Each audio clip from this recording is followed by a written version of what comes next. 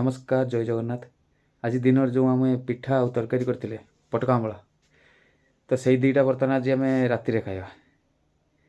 तो देखो कौन कौन खाଇବା आज ये देखु ये तरकारी दिन रहीला खीरी ये हूँ सुजी मंडा ये पुर टे रही नड़िया पुर सुजी मंडा ये हूँ मंडा पिठा चूनार यहाँ कौन अच्छी ये भोग